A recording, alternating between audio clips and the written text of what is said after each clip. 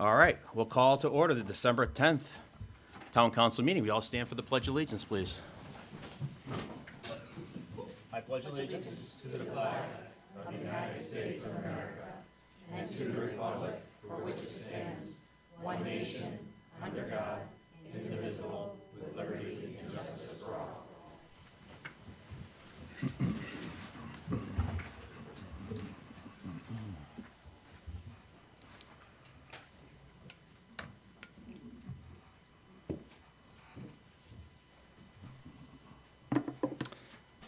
Okay, I'm here to do the proclamation for the volleyball team.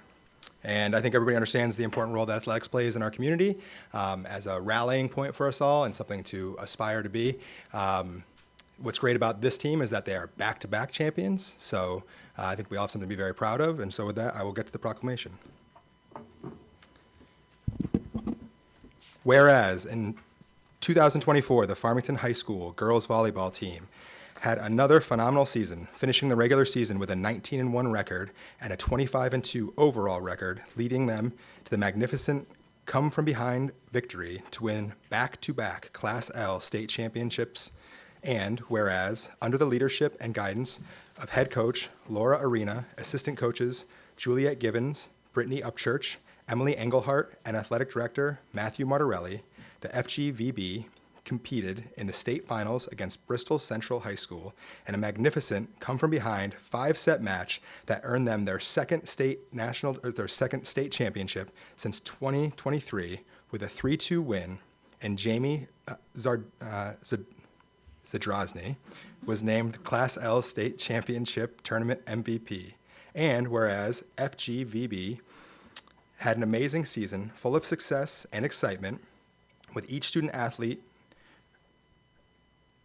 brought incredible value to the program. Highlights of this outstanding season included Emily Sousa, Jamie Zadrozny, and Lucy Scudder earning CCC All-Conference honors, Jamie Zadrozny and Lucy Scudder being named Class L All-State players and participants in the Senior All-Star Game, and head coach Laura Arena being inducted into the CT Volleyball Hall of Fame. Whereas the FGVB, in their fourth set of the Class L State Championship game, the team trailed Bristol Central 23-14 and ultimately came back to win the fourth set 27-25 before winning the fifth set 15-4 to clinch the reverse sweep 5-set match with a 3-2 final score. And whereas the Farmington Town Council recognizes the Town of Farmington girls volleyball team senior members, we're going to skip last names here. Captain Lucy, Captain Emily, Captain Jamie, Aylin, Natia, Kira, junior members, Vienna, Alice, Evelyn, Lauren,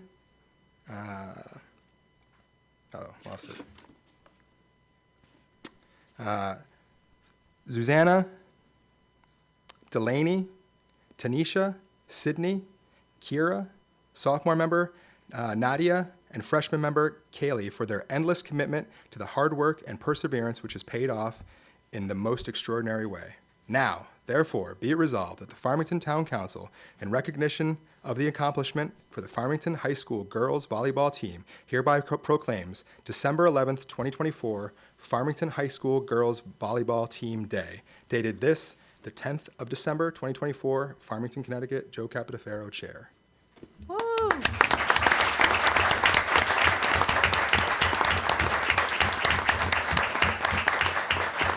We have our proclamation for the coach, but I can hold this until, Mike, do you have something for us too?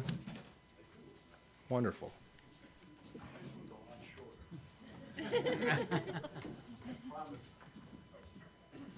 I promised you, Mr. Chair, this would be a lot shorter. So congratulations to the girls volleyball team. So from the state of Connecticut, General Assembly official citation introduced by Representative D'Amico, Representative Cooley, Senator Slapp, and Senator Lopes. Be it hereby known to all that the Connecticut General Assembly offers its sincerest congratulations to the Farmington High School girls volleyball team in recognition of winning the Class L state championship for the second consecutive year.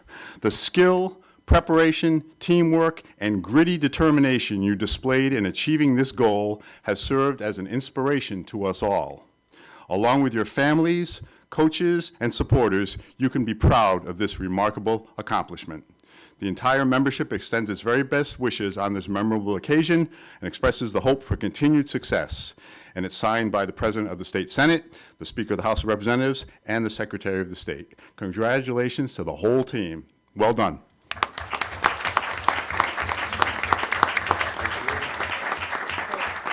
like to invite everybody up to the dais to do a quick picture with us, and we'll give you your proclamations. Mr. D'Amico. Cool. Yeah.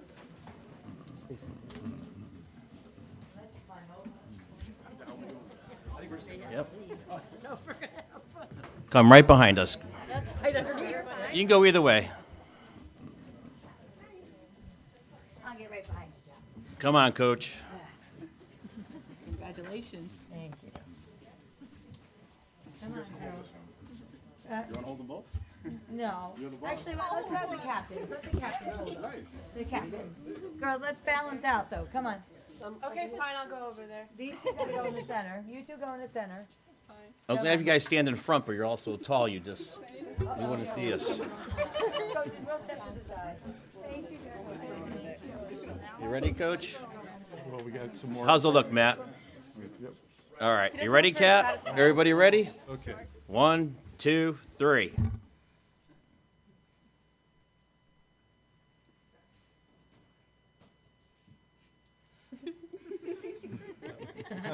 She's a professional photographer. We have.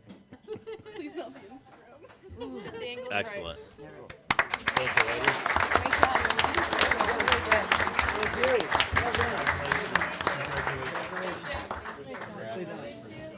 You want to tell Matt they don't have to stay?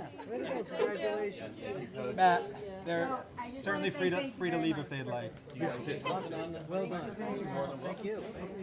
Right over there. I'll talk to you. No, it's a study. It's not, it wouldn't be as different. It was just one. One thing will allow. Matt, do you want to tell the story about? So before you move on to the next bit of business, I just very much wanted to thank the town council for taking the time to recognize the hard work that my girls have done and the success that they have achieved on the court. One thing I did want to share is we had 38 out of 39 girls make all academic, which is really pretty amazing. So I just wanted, that's in the whole program, not just the varsity girls. But I wanted to thank the town council, but the town in general, because we had an Ella escort and so much support from the town that it really means the world to me as the head coach, to my assistants, and I know my girls thoroughly enjoyed it. Obviously, going back to back made it extra special, and my juniors are pretty determined to do their best to make it a three-peat, but this has been really special, and really, really we appreciate the opportunity to be here, and for the girls especially to be recognized. So thank you very much. Thank you, Coach.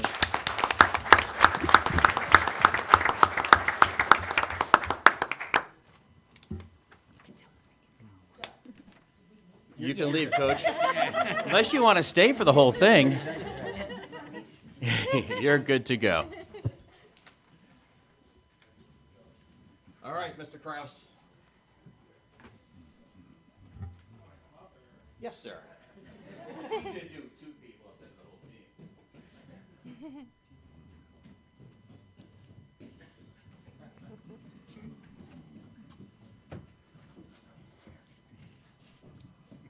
How are you guys?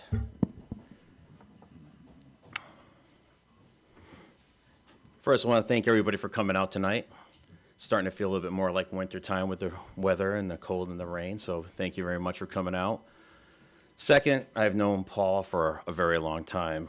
Going back to the days with Drac, playing with you guys out in the parking lot, the camaraderie, the dog treats, always there. The ice cream for the dog, you were a tremendous friend to him. And you've been a tremendous friend to the town. You've been a role model for the trainees. And I just can't say enough. All the things you do, your father, your full-time job, the volunteer hours here. Where's your wife? Where's Sarah? Thank you very much. You have to have a heart of gold and the patience to allow him to still come out and do everything he does without giving him a hard time. So thank you. If it wasn't for you, I'm sure we wouldn't get half about what we get out of him today. So thank you very much. So whereas Paul Kraus has served the town of Farmington as a volunteer firefighter for over 19 years at Tungus Hose Fire Company, joining in June 2005. And whereas Paul, during his 19 years with Tungus Hose Fire Company, number one, has exhibited remarkable dedication and commitment by taking on several leadership positions, including the role of deputy chief in charge of training over the last 6 years. And whereas Paul's contributions to Tungus Hose are significant, having been named top responder multiple times and recognized with meritorious service awards for life-saving CPR interventions. And whereas when not volunteering his time as a firefighter in Farmington, Paul serves as a full-time firefighter EMT at Electric Boat in Groton and continues his noble commitment to the nation's armed forces as chairman of the Veterans Memorial Committee in the town of Farmington. And thank you for your service, Paul. And whereas Paul has maintained a focus on the public good and acted to protect the public interest while donating countless hours of time, energy, and personal commitment to better our community and enrich the lives of the residents of the town of Farmington. Now, therefore, the town council hereby commends Paul Kraus for his excellent work on behalf of the community, and we congratulate him on his 2024 Firefighter of the Year. The Farmington Town Council hereby proclaims December 10th as Paul Kraus Day, which his mother told everybody this morning, in Farmington, Connecticut. Dated today, December 10th, by myself, Joe Capitafaro.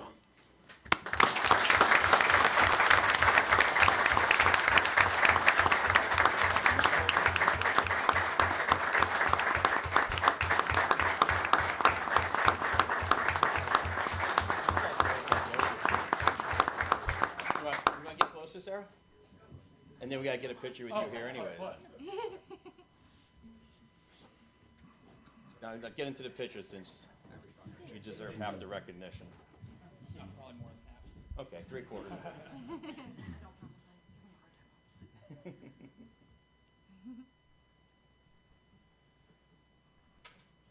And Representative D'Amico. I'll be quick, Mr. Chair. I'll be quick. Here, you can put this in the back pocket. Hey, Paul, congrats officially. Thank you. Thank you. Thank you. So, from the state of Connecticut, General Assembly official citation introduced by Representative D'Amico, Representative Cooley, Senator Slapp, Senator Lopes. Be it hereby known to all that the Connecticut General Assembly offers its sincerest congratulations to Paul Kraus in recognition of your selection as Farmington's Firefighter of the Year for 2024. In your nearly 2 decades as a volunteer for the Tungus Hose Fire Company number 1, you have received numerous meritorious service awards, been recognized as a top responder, and served as a deputy chief. The residents, businesses, and institutions of Unionville and Farmington are the beneficiaries of your selfless dedication and courage in protecting their lives and property. The entire membership extends its very best wishes on this memorable occasion and expresses the hope for continued success, and it's signed by the President of the Senate, the Speaker of the House, and the Secretary of the State, and I congratulate you myself. Nice job, Paul, and thank you for all you do.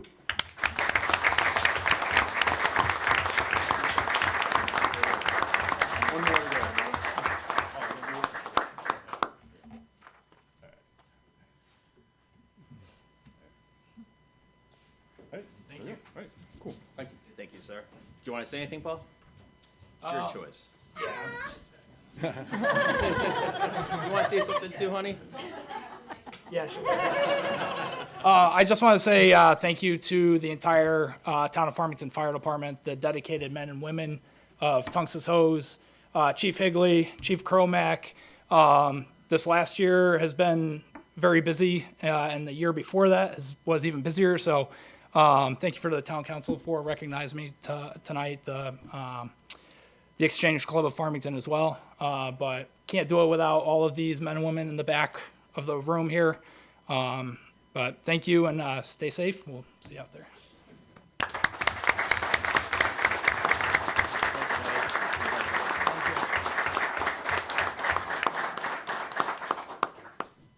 And before we move on to Larry, again, to all of our volunteers, thank you guys very much, and women. We really appreciate all your hard work for always answering the call to protect our community. So thank you, and you guys also deserve a round of applause.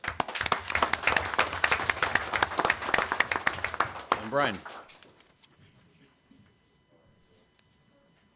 You're up next. Brian. Hi, Larry.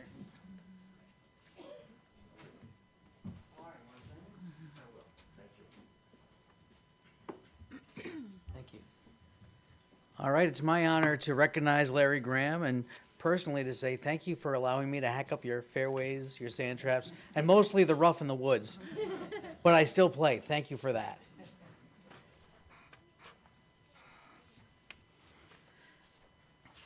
Whereas Larry Graham has served the town of Farmington as the golf professional at Westwoods Golf Course for 19 years. And whereas Larry Graham was born in Springfield, Massachusetts, and moved to Connecticut in 1968, where he raised a son, Joe, a daughter, Heather, with his wife, Sue, of 40 years.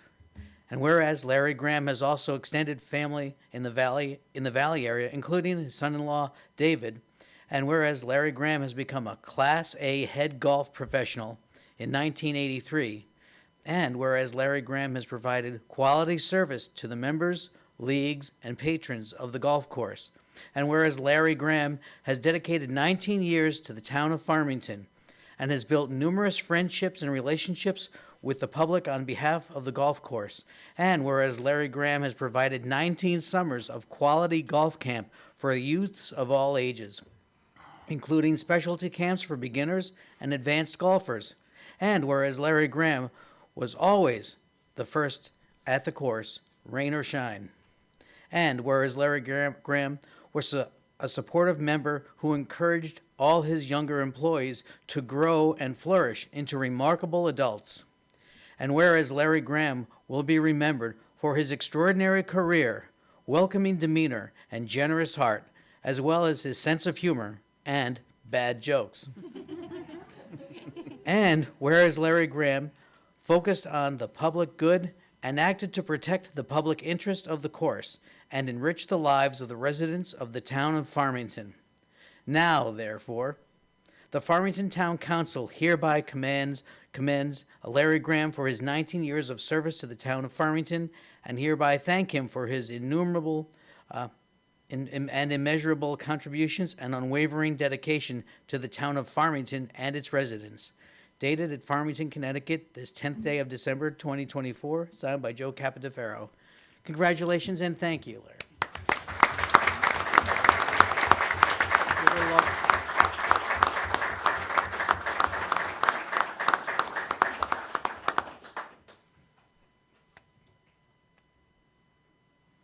And this is for you. We've got you covered. You're very welcome. Representative D'Amico. Just something small. One more, Larry. Okay, thank you very much. All right. So, one more time, thank you for your forbearance, Mr. Chair. State of Connecticut General Assembly official citation introduced by D'Amico, Cooley, Slapp, and Lopes. Be it hereby known to all, the Connecticut General Assembly offers its sincerest congratulations to Larry Graham in recognition of your 19 years of faithful service as a golf professional at Westwoods Golf Course. Your dedication to quality service, your supportive mentorship, and your welcoming demeanor will forever be valued and remembered. Countless golfers from Farmington, Unionville, and surrounding communities are the beneficiaries of your efforts and your professionalism. The entire membership extends its very best wishes and expresses the hope for continued success. It's signed by the Senate President, the Speaker of the House, and the Secretary of the State. And I say thank you and congratulations, Larry. Here we go.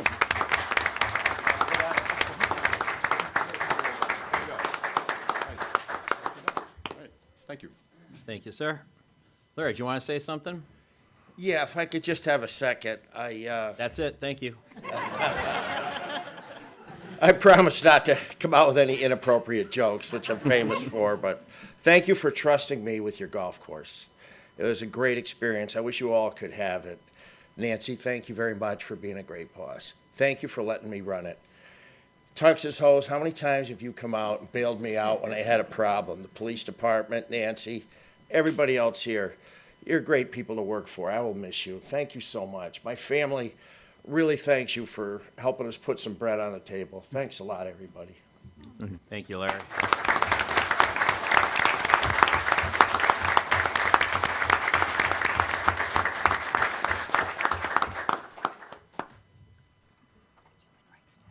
Human rights day.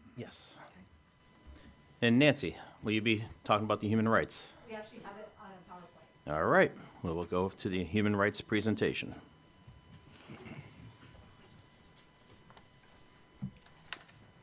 On behalf of Farmington Human Relations Commission, we are proud to declare December 10th International Human Rights Day. On December 10th, 1948, the United Nations General Assembly adopted the Universal Declaration of Human Rights, marking the first World Human Rights Day. The Declaration includes 30 articles detailing the fundamental human rights that are universally protected. This year, the theme for Human Rights Day is freedom, equality, and justice for all. On December 16th, at our next Human Relations meeting, we will be voting on a recipient of our yearly award. The recommendation is being brought forward revolves around the early voting and all the work that went into it, including all the time devoted to the process down to the students at Upper Westwards Elementary School in creating the I Voted sticker. The idea of giving every member of society an equal voice in an election aligns with this year's topic, freedom, equality, and justice. In celebration of Human Rights Day, we have set some community goals to provide education, events focused on human rights, advocacy, and awareness. In January, the Human Relations Commission will be goal setting, and we will use the framework of the Universal Declaration of Human Rights as our guide.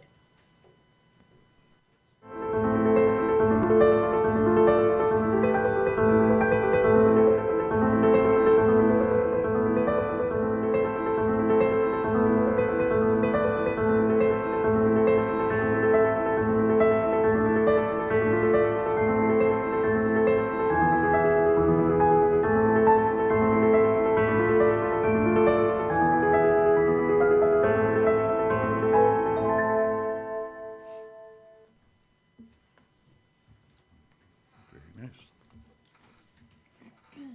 Did you want to add anything else, Nancy, to it?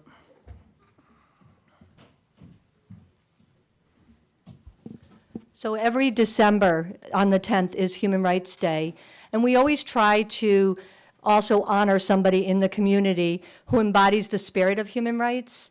And typically we end up meeting before the council meeting of the 10th and being able to honor our recipient. This year, we're not meeting till next week. So as I said, the recommendations have gone around or revolving around the early voting and just all the work that went into that. And we'll discuss that and approve and offer an award next week. But I just thank you for allowing us each year on December 10th or as close to it as possible, just to honor what we embody and all the spirit of providing equal and inclusionary rights for everyone. So we're really proud of that as a community. We are dedicated to it, and our Human Relations Commission is very proud of all we've accomplished. So thank you. Well, thank you very much for all your work. And that ends our presentations and recognitions. So Larry, if you want to stick around, you're more than welcome to. Otherwise, you're good to go. We have no public hearing. New items. We have none. Public comment. Anybody in chambers would like to make public comment? You can step up to the podium to state your name and address, and you have 5 minutes. And you can make any public comment you wish. Anybody? Anybody online, Cap? I do not see any hands raised. All right. Then we will close out public comment. Joe, I'd like to make a motion to move agenda items N1 and N2 to next for any firefighters that are interested in getting this out of the way so they can get on with it. All right, we have a motion. We have a second? Second. All right, a motion and a second. Anybody have a problem with us moving those two agenda items up front? All in favor? Aye. Opposed? Motion passes. Agenda item N1, to award a contract for the purchase of one Pierce Enforcer 100 Ariel Quint and related equipment to Fireman Supply Company of East Yaphank, New York, at a purchase price of $1,753,360. Second. We have a motion and a second. This motion is to contract with fire apparatus supplier to purchase a 100-foot aerial ladder quint to be housed at Tungus Hose Fire Station. The truck will eventually replace Engine 5 and Rescue 15, both of which are 20 years old. Funds in the amount of $1,750,000 for this acquisition were approved by the town voters at a referendum held on April of 2024. The actual cost of this apparatus is $2,043,359, but with an optional incentive discounts totaling $289,999, the price was reduced to $1,753,360. The difference between the amount appropriated and the amount to be paid is $3,360, which will be taken from surplus funds in other fire department capital projects accounts. This would be bought by a cooperative bid. We did have a fire station building committee, not a fire station building committee, that's later on in the agenda. We had a fire truck committee that vetted these, the fire trucks, the finance director, the director of fire and rescue, and we believe that this is the bid that we should be taking. Excellent. Anybody have any questions? No? All in favor? Aye. Opposed? Motion passes. Agenda item N2, to award a contract for the purchase of one Pierce Velocity 214 PUC rescue pumper to Firematic Supply Company, Inc. of East Yaffick, New York, at a purchase price not to exceed $1,403,848. Second? Motion and second. Kathy? So this is for a fire apparatus to purchase a rescue pumper to be housed at East Farms Fire Station. This apparatus will replace Engine 10, which, although is only 14 years old, has cost the town a substantial amount of money to repair and keep in service. Funds in the amount of $1,400,000 for this acquisition were approved by the town voters at a referendum held in April of 2024. The actual cost of this apparatus was $1,423,546, but with the incentive discounts totaling $19,698, the price was reduced to $1,403,848. The difference between the amount appropriated and the amount to be paid is $3,848, and it will be taken from surplus funds in other fire department capital projects. Again, this would be a cooperative bid. East Farms also had a fire truck committee that vetted the specs and worked with the Director of Fire and Rescue and the Finance Director, and we are recommending the award of this bid. Excellent. Any questions? The only question I have, is there an end date for delivery that's established already as far as the purchase order, or is that or a more open-ended type of arrangement? I think, correct me if I'm wrong, but they're saying 48 months, right? 4 years. Yeah, we had some, maybe it'd be a little bit quicker, but that's what's on the Okay, contract. got it. Okay, thank you. Well, any other questions? All in favor? Aye. Aye. Opposed? Motion passes. We will go to G, reading of the minutes. Make a motion to approve the November 12th, 2024 regular town council meeting minutes. Second? Motion and second. Any comment, corrections, or anything? All in favor? Aye. Opposed? Motion passes. No communications or written appeals. Reports of the committees. 1928 building. We met earlier today. We are in the process of finalizing the contract between the town and KBE. We're looking for hopefully early next year to start construction, and it'll take just about a year for completion. We'll move on to the high school building committee. Sure. So since our last meeting, the high school building committee met on November 21st. During that meeting, we were approving more routine invoice payments, change orders, nothing really out of the ordinary. I did want to report back, though, since that meeting, I understand that the floor at in the high school gymnasium has been repaired, and basketball season is able to go forward, and that's all taken care of. Excellent. Thank you. Move over to J, and that'll be the report of the chair. The town of Farmington will be having a Stuff a Cruiser toy drive on 12/13 at Walmart in Avon, Route 44, from 10 a.m. to 1 p.m. Also, this Saturday, a holiday gift sale at the Unionville Museum from 1 to 4, and then from 5 to 6 p.m. is the holiday concert and carol sing at the Unionville Gazebo at Penny Park. hopefully everybody can attend. Sunday would be the winter holiday breakfast from 8 a.m. to 10 a.m. It's $15 per family. Hot breakfast, seasonal crafts, multicultural holiday photo ops, face painting. Reservations are required, so if you're interested, please call 860-675-2390. The town will also be holding a holiday food drive on Saturday, the 21st, from 9 a.m. to 1 p.m., and they'll be at both Stop and Shop and Highland Park Market, and I believe our fire departments will be there also, so thank you guys for helping out with this. Town offices will be closed Wednesday, 12/25, and the Wednesday after that, 1/1. For residents who have trash recycling collection, you will be picked up on Thursday instead of Wednesday, so everybody will just be bumped out a day. And please, during the holiday time, please support your local businesses. And that's the end of my report. We'll go to Board of Education. Thanks, Joe.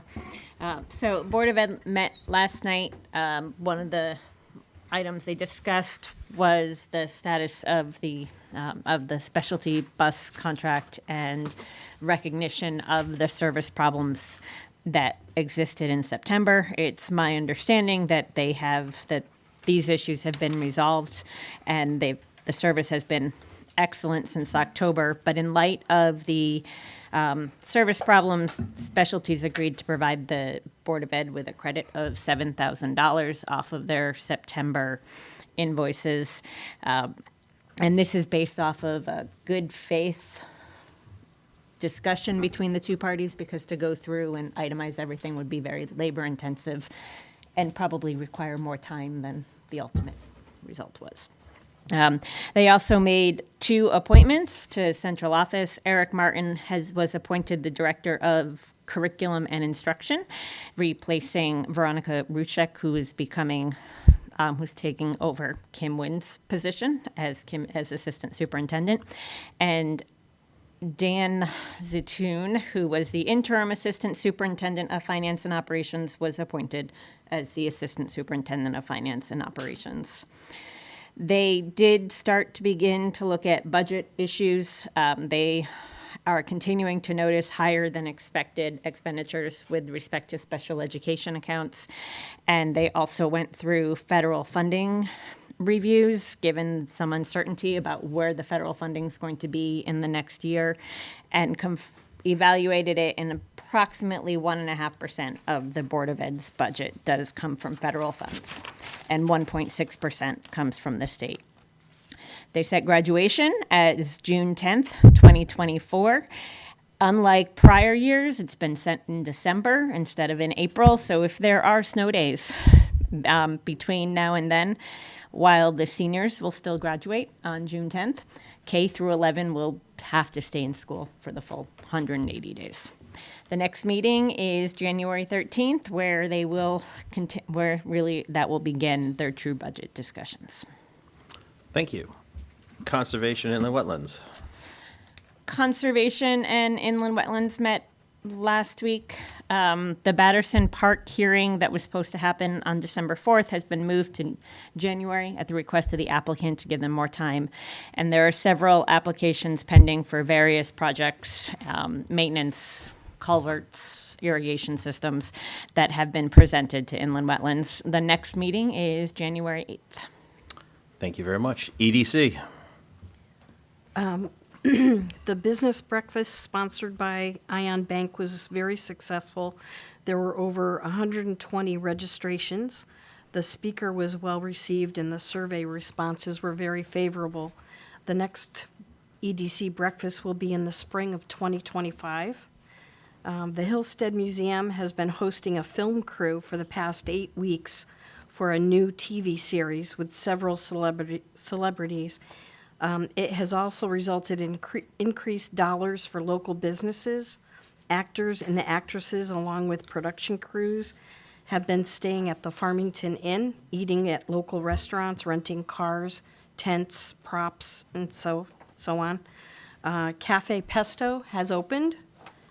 Base Camp, Daily Grind, and Bruno's all celebrated a 1-year anniversary. There are 2 new Russell Speeder car washes in town. And Stadium 15 Connected Approach has been opened in the former Companions and Homemakers headquarters. The next meeting of the EDC is tomorrow night, And the Hillstead was probably the best kept secret in Farmington. right? They've been there for a couple months, I've heard. Yeah.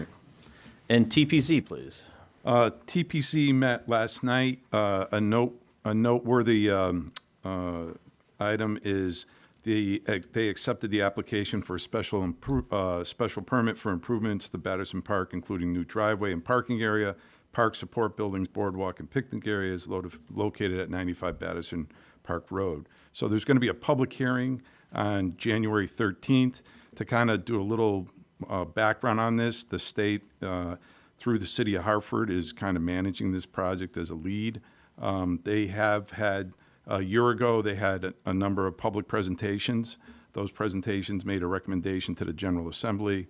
They bonded the money, and now they're beginning to do the planning and do the execution of the plan, which the first part will be a public hearing on January 13th, which if there are any residents that want to see what's going to be there or what's proposed and want to make some kind of comment in whatever way you want, favorable or unfavorable, January 13th would be something you want to put on your calendar to be present for that presentation and make your voices heard.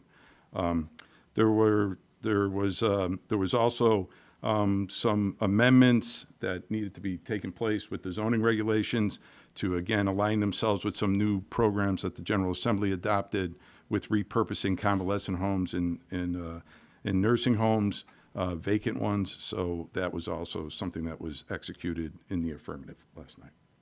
Thank you. And the 13th meeting is going to be here? Is that for? Yes, that'll be here. Thank you. We'll move over to Kay, the report of the town manager. You have the written report in front of you. As you remember, in September, we discussed the strategic plan, and we currently have two goals, including the strategic plan where no action has been taken. The first one is to establish an ad hoc town council subcommittee to work with town staff to review our Chapter 169 streets and sidewalks and make recommendations for any updates to the ordinance for to the town council for approval. And goal number 6 is to provide the needed support to ensure that the Farmington Fire Station Building Committee moves forward to receive appropriate staffing support to complete its objectives. The consensus of the town council at that time was to establish ad hoc committees in January of 2025. It's anticipated that this will be an item on the January 14th meeting. Below are outlines that I listed for your consideration and suggestions. Basically, with the sidewalk ad hoc committee, I have written, why do we need the committee? And this would to assist the town council in determining if there should be an ordinance change on who bears the cost for sidewalks, the process for new sidewalks, and the process for repairs of the existing sidewalks. To summarize the existing town ordinance, the property owner bears the cost of installing new sidewalks, clearing snow off the sidewalks, and repairing existing sidewalks.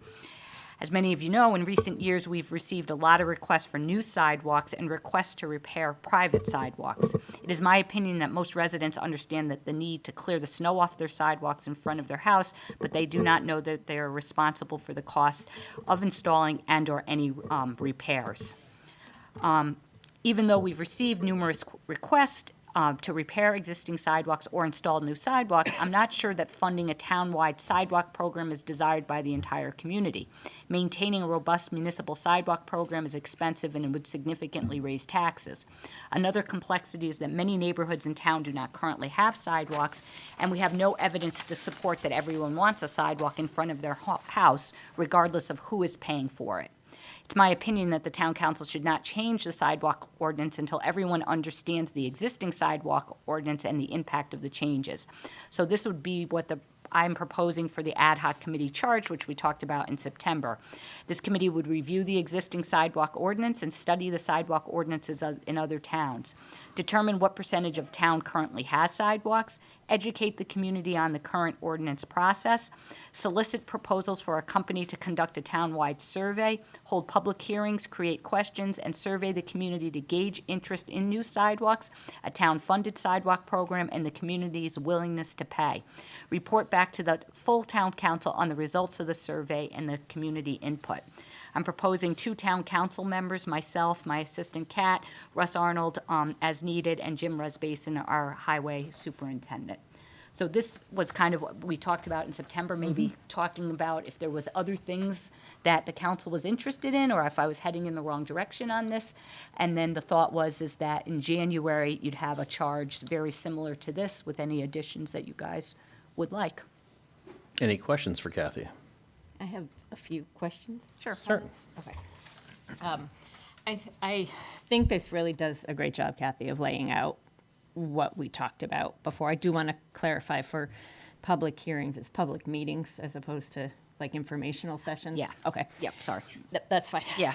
I think for any survey to be meaningful, as part of that education, there needs to be a cost component of educating the community about what potential costs are. That being said, I don't know how we would quantify those costs, because I think there's a lot of uncertainty in terms of obviously putting a sidewalk somewhere where the town owns the land next to it and there's straight and even, but might be less expensive than some twisty, turny, hilly road. And also maintenance of sidewalks in cost, I can imagine, varies as well. But I think in order to really get the community's willingness to pay, I think in some way they need to have at least a benchmark or some type of figure that they can evaluate as part of that. So I think as part of the ad hoc committee charge, I would recommend there being another bullet that where the ad hoc committee is tasked with evaluating how costs can be presented to the town in a meaningful way. And one of the things, Patty, and maybe Kat can help me, if I remember, one of the things about when we did the high school, when we surveyed people with the high school, the survey companies do have a way. I think you're absolutely right. We have to try to quantify some kind of cost. But if I remember, Kat, didn't they talk about when they surveyed, it was like, it would cost, were you willing to pay up to, or, Yeah, we also tried to do that in the 1928 survey that we sent out, because knowing we had, it was a question like, what would you pay up to this amount? What would you pay up to this, knowing we had the potential for ARPA reimbursement? So we tried to, without knowing exact numbers, we did try to factor some like range of impact. But definitely, in the past, we have worked with the survey group to kind of quantify something as much as possible without having a hard and fast number. Okay. And would the availability of grants be something that could be evaluated as part of that cost, or is that going above and beyond? I think that would go beyond what this group would do. And to be frank, there's really very limited type of sidewalk grants. It would be very, in comparison, I mean, we have gotten some, but I think we definitely have to put some kind of cost. But I feel like we just need kind of some kind of gauge. Like, I really don't know. Yeah, and Dave brought up the Batterson Park improvements, and I know that neighborhood is not any road that I think most people want to walk on. Right. So I think there's also that I think this creates a good opportunity to look at different neighborhoods too and figure out what, as part of looking at what you have on here, I think, how many sidewalks, determine the percentage of the town that currently has sidewalks. I think it'd be useful to know to have a map that just shows how those are spread out.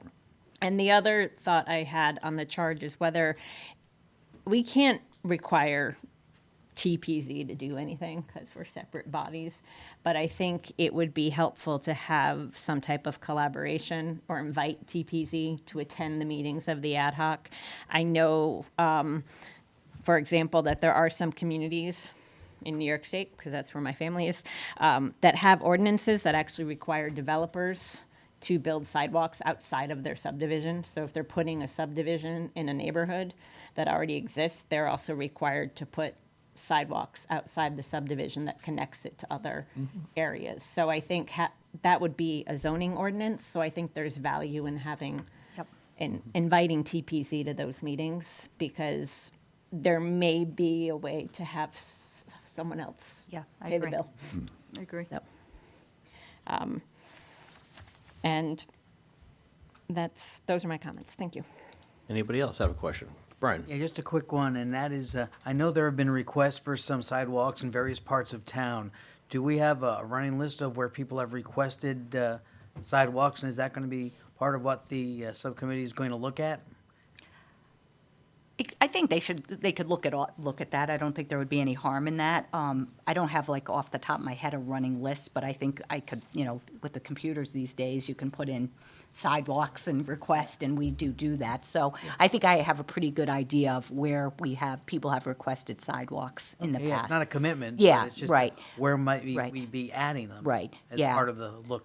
Right now, most people, if they've requested a sidewalk, when they find out what it actually takes because we do have a process in place. You can request a sidewalk and you can go through a process. They have not done that because when they find out what you have to do to get the sidewalk, and most of that has to do with they have to pay for it. Right. So, That's why our taxes are low, So far. so far. Anybody else have a question?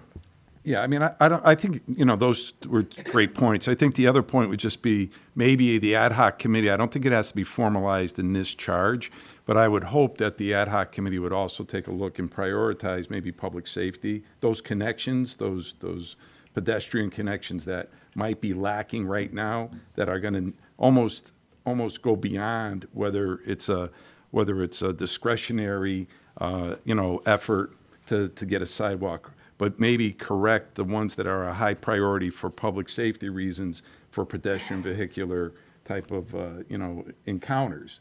So I don't think it's got to be embedded here in the ad hoc committee charge, but I'm hoping that once that committee gets together, that could be a piece of the overall work after half of this is done. Maybe bring in the public safety folks and, let them really kind of let us know where they see some of the biggest problems. well, and that, I think, again, is part of if the group makes a Right, recommendation, right. but one of the things that I think is going to be a question, and it goes back to cost and different things like that, is that would you be willing to fund a town-supported Right. program that supported public safety, going to the schools, Right. going to Rails to Trails, things of that nature? You may be more likely to say, as you're filling out that survey, yes, I'm willing to do that, versus putting sidewalks in a neighborhood that doesn't have any sidewalks there. And that's kind of where I was driving Yeah. at, is that we might want to frame this a little bit like that. Yeah. Because that would be a high priority for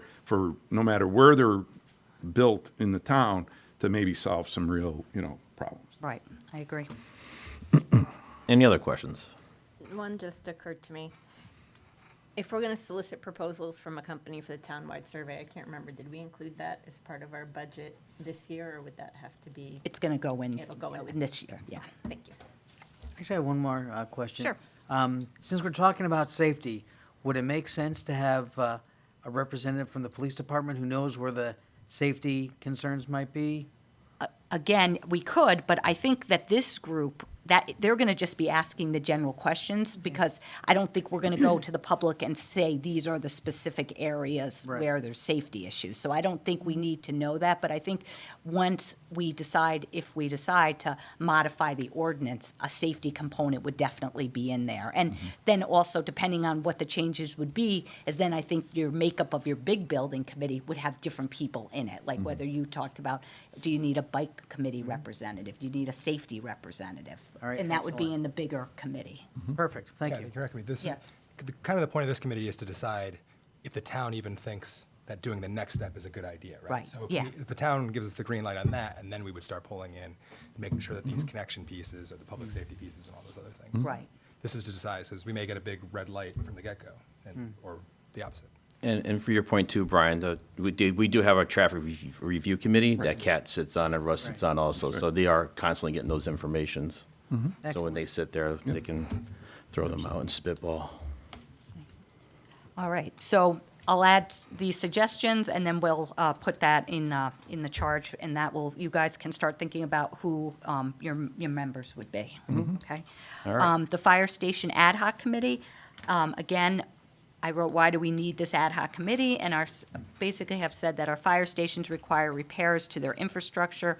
We've done a lot of homework on the condition of our fire stations, commissioned numerous studies of our facilities and operations, and we have received preliminary, which are now outdated pricing. I'm recommending a comprehensive review of the reports, the pricing, and the facility needs is required before a building committee is charged. The proposed ad hoc committee charge would be to review the reports, the facilities, and the cost of each station, meet with the fire chiefs to understand their needs and specifics of their departments, review of the town of Farmington long-term financial forecast before creating a statement of needs, create a statement of needs, and propose a building committee charge and a budget for the town council consideration. And I have 2 town council members, myself, my assistant, the 3 fire chiefs, the director of fire and rescue services, and Joe, our finance director, as needed. I will say that I think the first ad hoc, even though it is just basically surveying and doing, is a much more complex ad hoc committee. This one I don't think is going to be as complex. We have a lot of the work. I just think that the new council members need to look with the staff and kind of just review everything and come back to the council. So that's my thought right now. I don't know if that will happen, but that's what I'm hopeful for. Any questions on this? I have one. The cost of each fire station, could we also just get an idea of the current costs of operation in terms of where to evaluate cost efficiencies or Yeah. maintenance? Thank you. Yeah. Yeah, we can do that. Yeah, and that's one of the things we've been putting together now for this upcoming budget, because we have not, unfortunately, been able to afford some of the maintenance items in the fire stations. Our budgets are skewed because we're spending a lot of money. And again, like even with our fire trucks and things like that. So yes, we'll definitely be able to put that in the charge. Thanks. Anything else? Yeah, I would agree with Kathy. There's been a lot of work. There's been a facility survey. There's been information gathered. We just need to revisit it, get it kind of buttoned up as far as an ad hoc committee so that we can make these recommendations in a timely way, so that we can see that we can push this forward and not kind of get it to the next level. And I think that would be the charge of that committee. Anybody else have any questions? Okay. All right. So I'll have those 2 items at the first January meeting. One of the things I was thinking about, and again, we can talk about it more, is that we at this point do not have a second January council meeting scheduled, but we all have it on the books. I was wondering if that would maybe be at the first January meeting, we'll set up the committees, and maybe the second January meeting, instead of having a council meeting, we'll have 2 separate ad hoc committee meetings. And do that, and so that would, because everyone has those dates, and we do that, so it would be efficient use of our time. Great idea. Perfect. All right, the last item is just that we are having a menorah lighting, and that's going to be at the Green, at the Farmington Village Green, on Thursday, December 26th at 5:30 p.m. Celebrate with Festival of Lights with the lighting of the 7-foot LED menorah, festive music, warm drinks, donuts, and a special appearance by the Dreidel mascot. Excellent. Hopefully we can see everybody there. And can I get a motion, please? Make a motion to approve the town manager's report. Second. Motion is second. All in favor? Aye. Aye. Opposed? Motion passes. We will move on to L, appointments. So I have L7. I make a motion that Paul Cianci be appointed to the Lower Farmington River and Salmon Brook Wild and Scenic Committee for an indefinite term. Second. I have a motion is second. Any comments or questions? All in favor? Aye. Aye. Opposed? Motion passes. Dave, you have one? Yeah, that Phil Cadario be reappointed to the Water Pollution Control Authority for the balance of the 5-year term beginning immediately and ending September 30th, 2029. Have a second. Second. I have a motion is second. Any questions? All in favor? Aye. Aye. Opposed? Motion passes. And that's L18 if you need that. Correct. Okay, we'll move on to M, old business. Think we're good there? So we'll jump to N3. N3, I make a motion that the following unobligated CIP balance be transferred for the purpose of having sufficient funds for the purchase of a 100-foot aerial quint and pumper engine. Second. Motion is second. Any questions?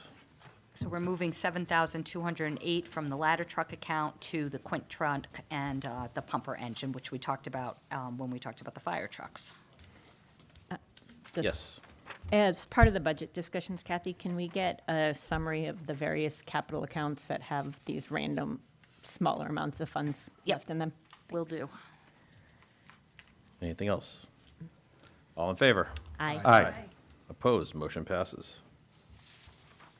Sorry, just taking a note.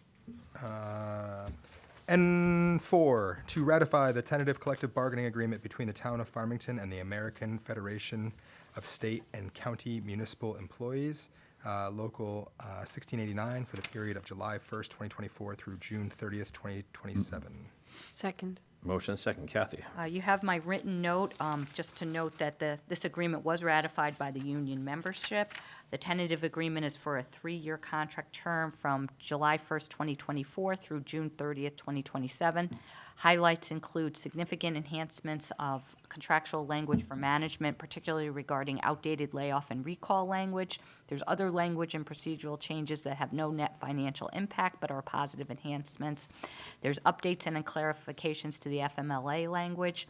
We created an annual stipend for water pollution control facility employees who obtain a Class 3 operator certification. There's a slight increase to reimbursement for shoes and meal allowances, and a new provision providing uniforms to employees in the dispatch unit. There's health insurance plan design changes with increases and copay increases. Cost shares are flat, and it's a 3% wage increase for the 3 years. Any questions? All in favor? Aye. Opposed? Motion passes. N5, to award a contract for the purchase of portable radios and accessories to J&S Radio Sales of Willimantic, Connecticut, at a total contract price not to exceed $75,000. Second. Motion is second. Kathy? The purpose of this motion is to contract J&S Radio Sales to supply portable radios and accessories to be used by the Farmington Fire Department. This purchase is part of a multi-year plan replacement schedule of all portable and mobile radios in the fire service, and it was included in the capital improvement plan. The estimate value of the contract is $75,000, and that's why it's approved over $50,000. And we did it through the state contract. Excellent. Any questions? All in favor? Aye. Opposed? Motion passes. N6, that Section 55-1 of the town ordinance be waived and that Fay and Wright Excavating, Inc. of Goshen, Connecticut be awarded a contract to crush approximately 16,000 tons of construction rubble at a cost of $6 per ton plus mobilization and setup fees of $8,500. Second. Motion is second. Kathy?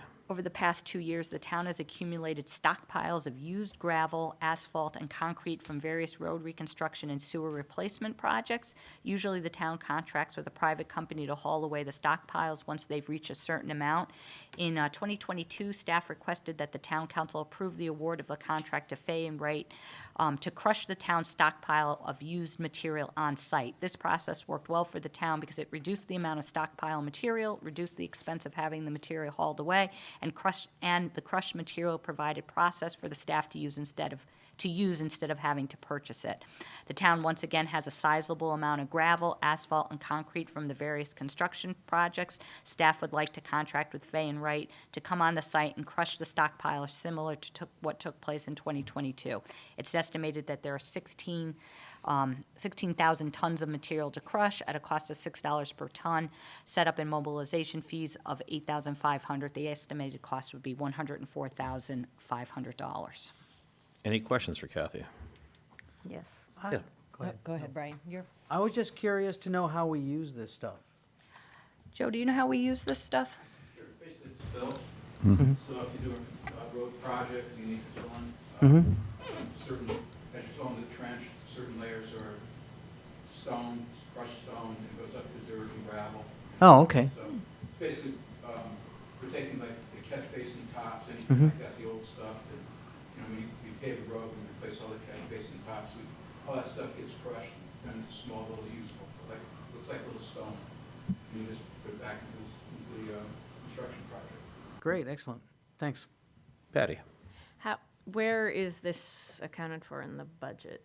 This will come out of the road bond construction, for road, capital projects for road. Okay. And I'm assuming that if there's any permits needed, they'll be obtained. Okay, thank you. Anybody else? Excellent use to repurpose material.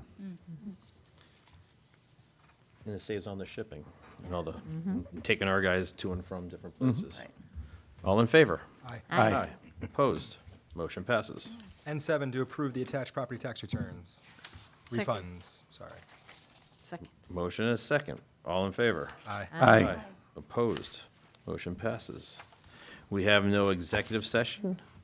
This is our last meeting of the year, so I want to wish everybody a safe and prosperous end of year, and we'll see you all next year.